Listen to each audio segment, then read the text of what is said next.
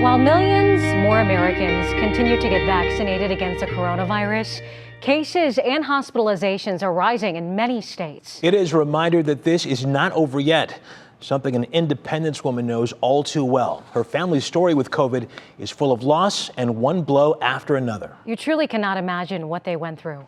The Stronowski family is another face of COVID. Battling a deadly virus while simultaneously grieving the loss of my mom was unbearable. Karen Stronowski faced endless shock when COVID came knocking on her family's door.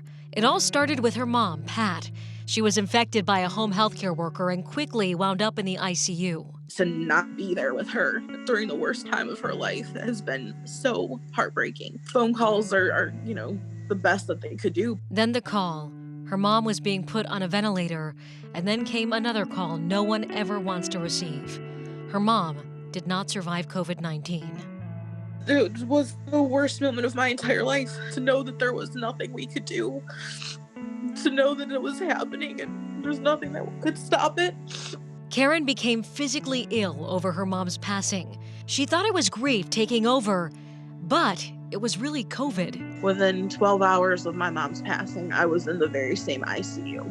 And then more devastating news. Her dad was admitted to the same hospital for coronavirus. To know that I just lost my mom and I might lose my dad the same week, it was too much. It was too much to bear. But little angels like nurse Lindsay Wells help bear some of the burden.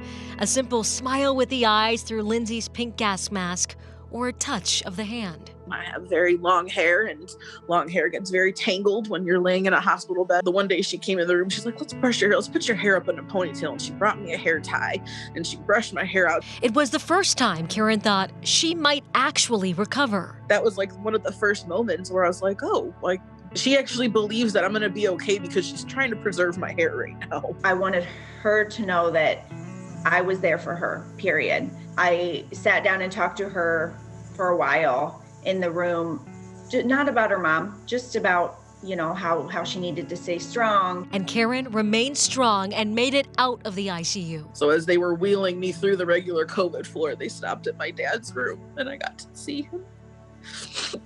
A few days later, both Karen and her father were discharged from UH Parma Medical Center.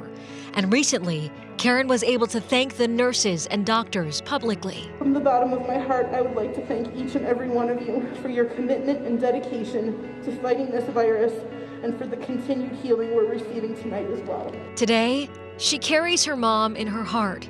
She spends many days looking through pictures of her parents, the decades they spent together, a family torn apart by a virus that continues spreading today, but also a family thankful for what they didn't lose. I wake up and I pray and I thank God that I'm still here, and I'm to thank God that my dad's still here. I feel my mom with me. I feel her presence. I feel her watching over us. I still feel her.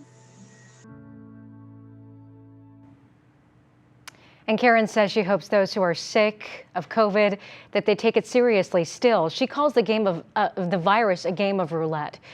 And something Karen said that really hit me was, she said, we are going to be watching the tolls of those who have died, and it is tragic, it is heartbreaking.